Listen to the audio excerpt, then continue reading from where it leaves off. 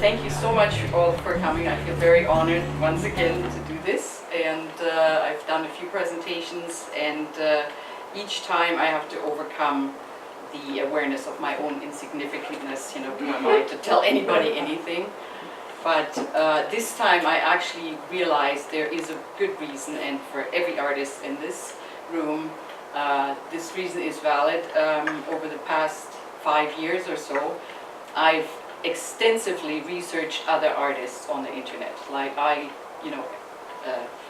abstract, geometric abstract, op art. I just go on Google and just try to find out something, and if I find somebody and try and research them, I've run into a very frustrating fact that a lot of people don't have a decent website or any website at all.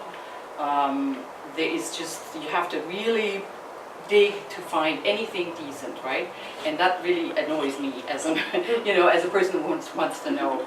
So I figured I better, and I would like to be known as an artist before I be gone, before I die. I would like to be known. This would be my desire.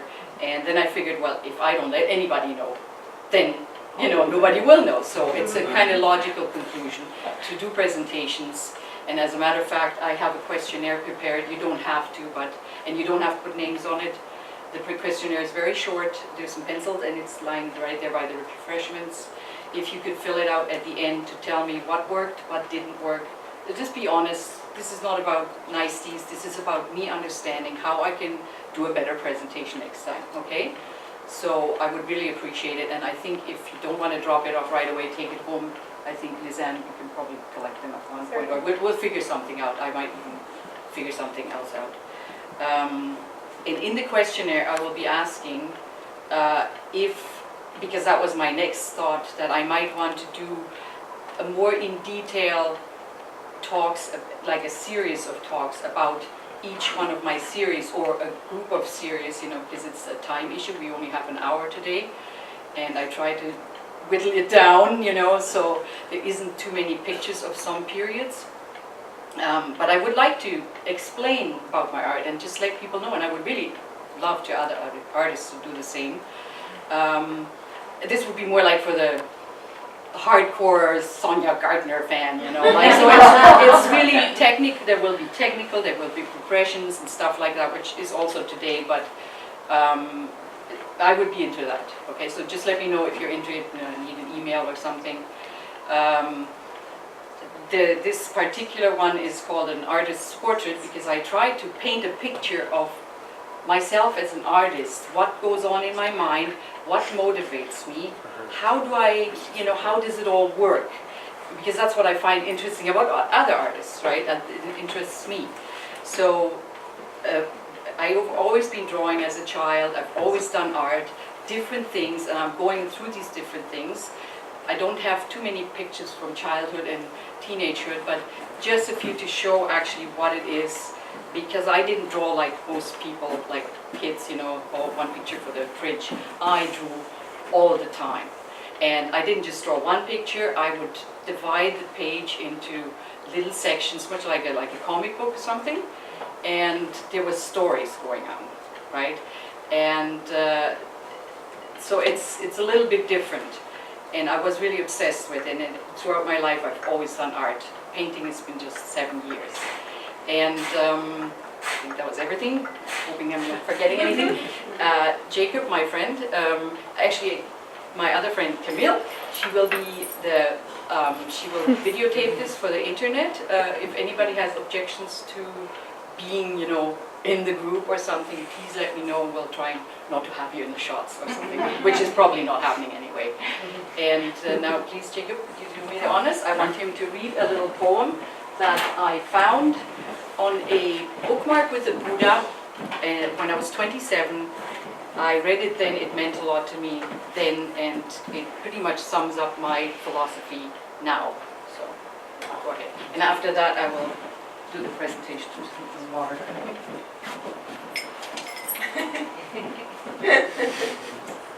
He's more of a public talker. I'm not, he gets so flustered.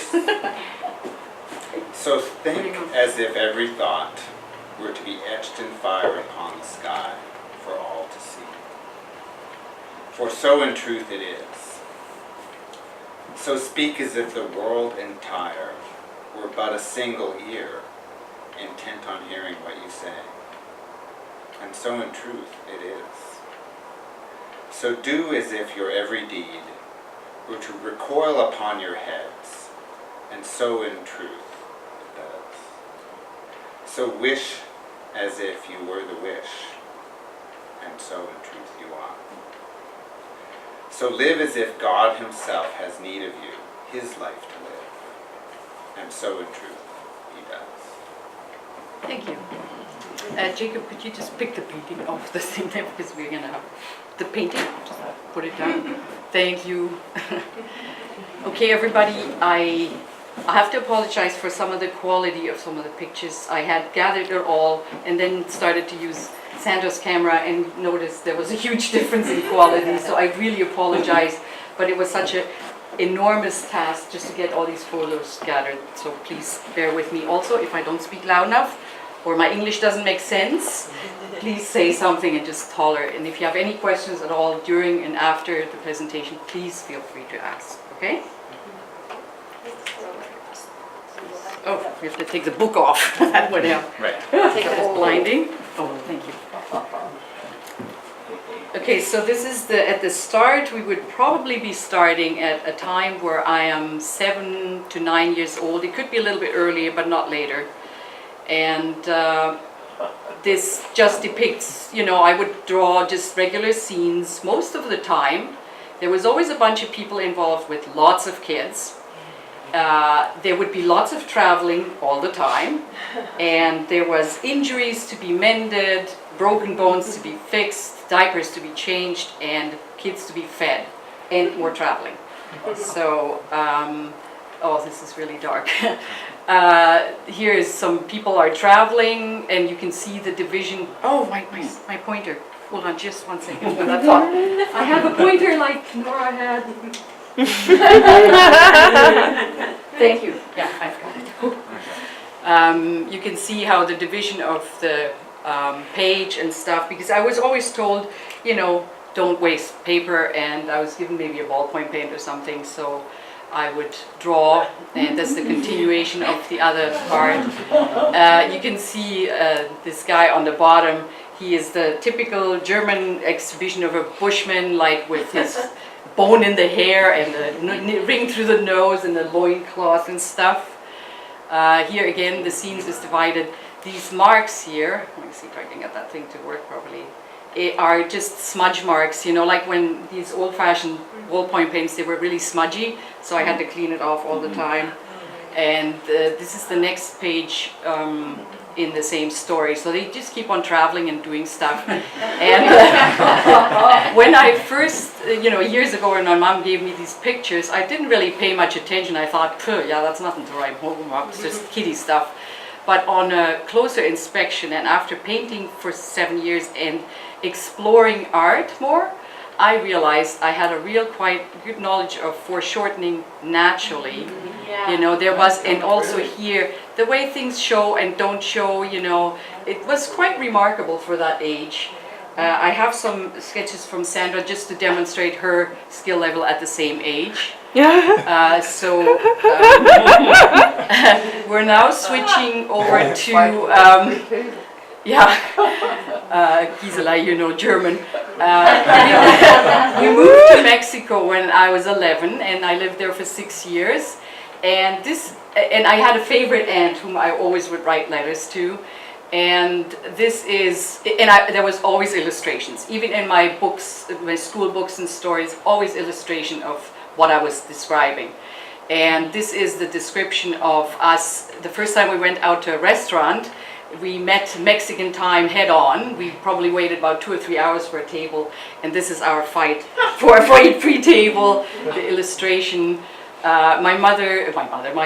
My sister used to drive us to school because it's Mexico City, it's huge, right? And there was not really a tree or anything. We were stopped at a stop sign on a downhill, and somebody behind us didn't have brakes. So, but I like the little birdie there going around my head. And everything else that we did, this boat, oh wait, it's not working, boat ride, a nightly picnic, gondola and stuff. All the things that we used to do were being illustrated. This is from my trade school years. I would always decorate everything to my liking. Everything was mine, recognizably mine. Inside the books there was lots of doodles and drawings. I had pen and ink was my favorite thing, so one of those roto-ring things, and it would be naked ladies or fashion, babies, all sorts of stuff. I would always doodle, and I think that's it for my early years. When I came back to Germany when I was 17 or so, I picked up doll making with Cernit and later Fimo. There was nothing to write home about. They're really, I sold a few, but they're really nothing really special. I don't think sculpture is my thing. This year, okay, I put that in there because it was really something that changed something in my art. This is out of a book that I went traveling when I was 27, ran into Brian, which ended up being my husband, the father of my kids, and now my ex.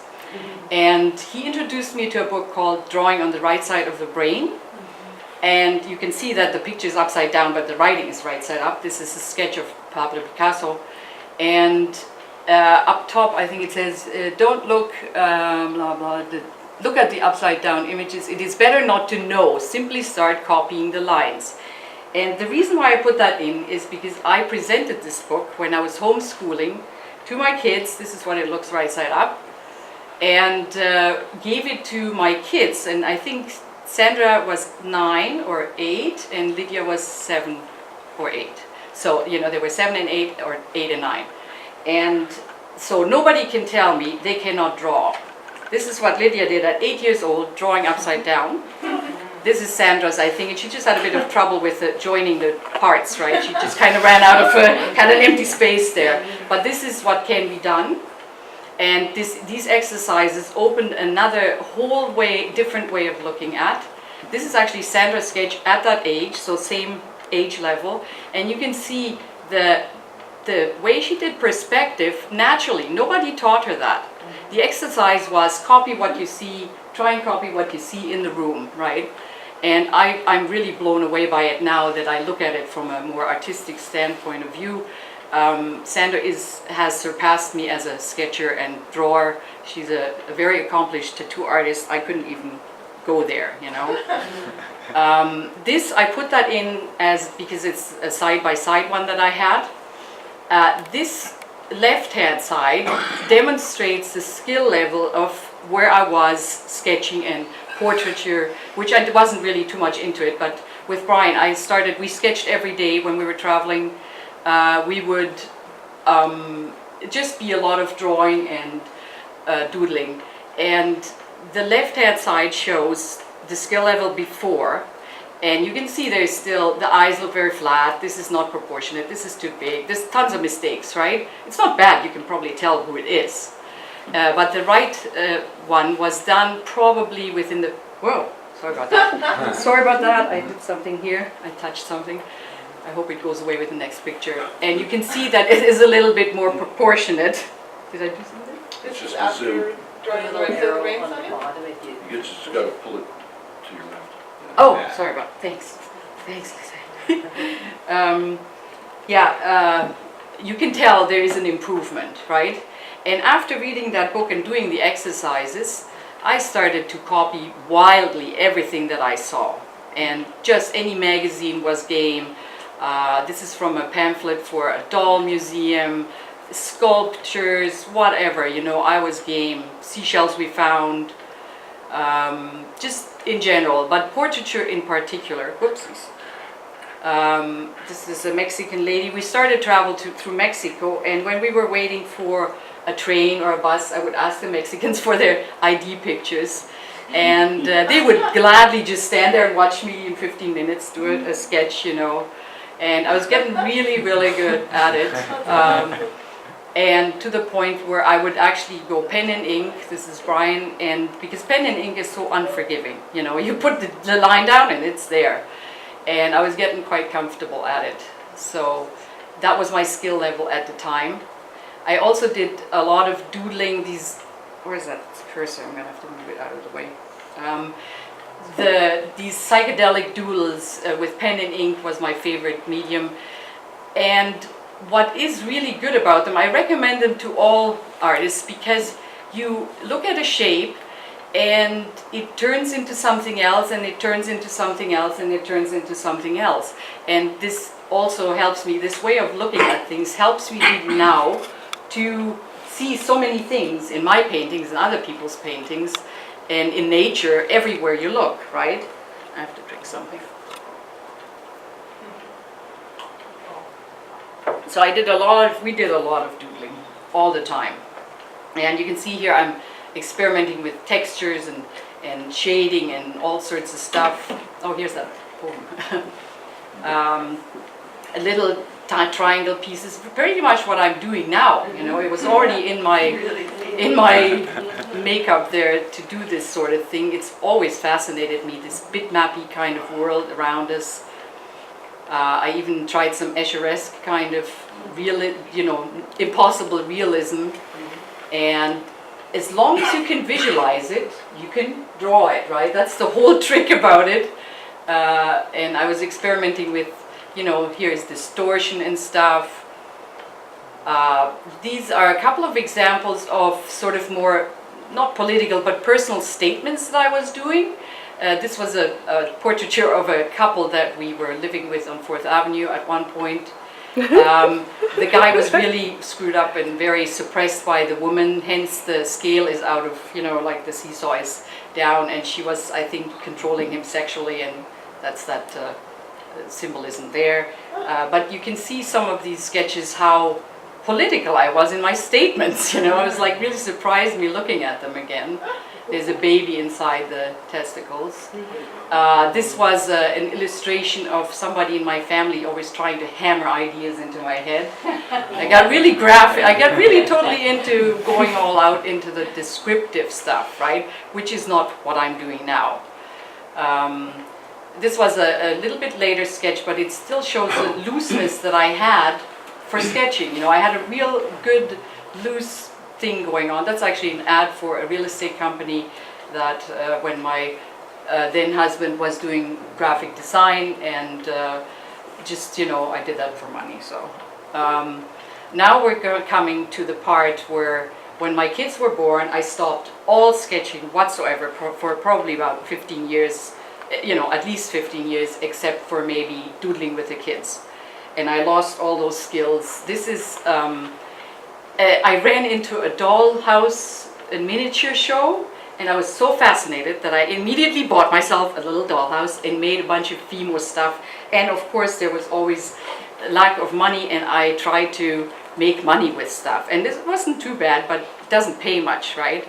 But through the dollhouse stuff, I learned macrame, I learned weaving, I learned basketry, I taught myself everything.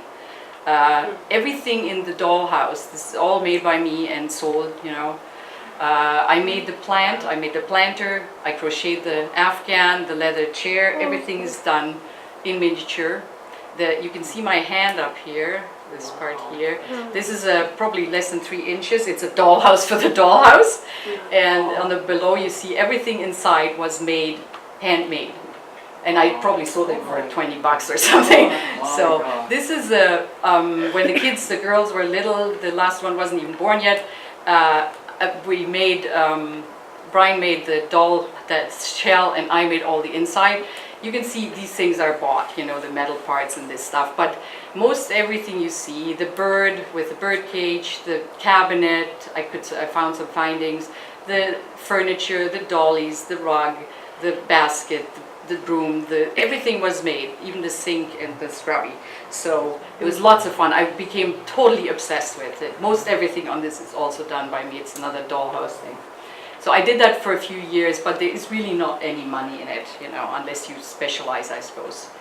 I then ended up working for somebody at a bead store. They had about 1,000 different beads and stuff, which I was in charge of. And I learned beading, I learned making dream catchers, everything with beads. Became completely obsessed.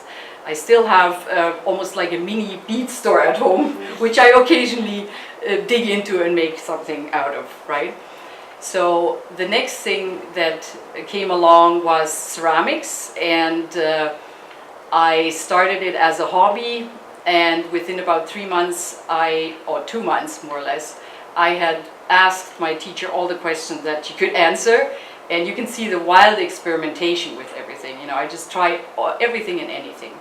The styles I would get from, you know, magazines out of the library, books out of the library. This one here, the greenware looks like this, flat, but I carved everything, this wood lattice out on top, added all this clay stuff while it is wet clay, you know, like leather hard kind of stuff, and really did some really interesting things.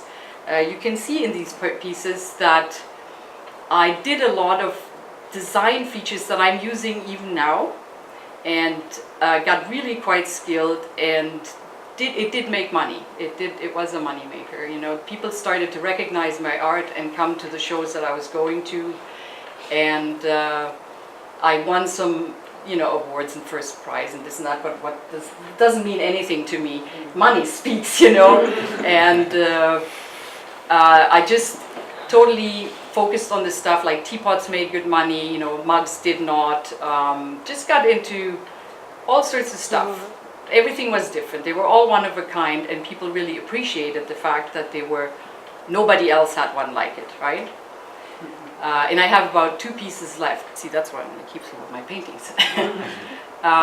This is an interesting thing because I have the 2 side by side. The vase is exactly the same shape, right? On the left, I experimented with sgraffito, like where you put the underglaze on and then you scratch through to the white clay. And the other one really amazed me when I saw this picture, because except for a few glitches here and there, this is remarkably straight for, you know, on a curved surface. I have no idea how I accomplished that. I really don't. And I really like that piece. I should have actually kept some of them. But that's my experimentation. And already there is some graphic, you know, op-artish kind of thing. This one, just as an example, sold for about $100. I slaved for about 4 or 5 days on it. Then somebody broke it, and I had to fix it. It wasn't the greenware stage. I have a better piece here, which I kept, but you can see in the color in the flowers, you will not know the final product, what it looks like. You have to layer after layer after layer and let it dry in between, much like oils. And after you glaze it and fire it again, then you can see whether it actually worked out. So it's a lot of work. This is one of the publications I started to being published, because that I like, because you pay $25 each publication, right? So, but then after a few times, one piece came back chipped, you know, they shipped it back chipped, and I thought, yeah, forget about that. That was the end of it. I did ceramics from about 93 to 96, like in earnest. Started to abandon it for other things because I think I moved away and just lost interest. These are cats on rocks, painted cats on rocks. I did those for a little while. Excuse me for a moment. So much talking, I'm not used to it. And sold a bunch of these. I think Nettie had some in her store. And now we're coming back to maybe roughly about 8-9 years ago, possibly. I started to sketch again and learn, you know, saw how very much my skills had gone in a total decline. This is one of the first ones where I say, well, there's some kind of likeness, right? And I had lost really, its practice is everything. You can see up on top the figure drawing wasn't so much of a problem. I could do that still, you know, if I paid attention to it. And I then started to go to the Nora's, that's Kenny, to Nora's Tuesday art group, you know, where they meet once a week and sketch. And I got a little better. These are some sketches from that time. And different models sit. I think this is Wanda's son. I don't know, I can't remember who this is, but you can see that still, even, you know, just because I'm so out of this, foreshortening problems, the hands, there's lots of problems, but it's not too terrible.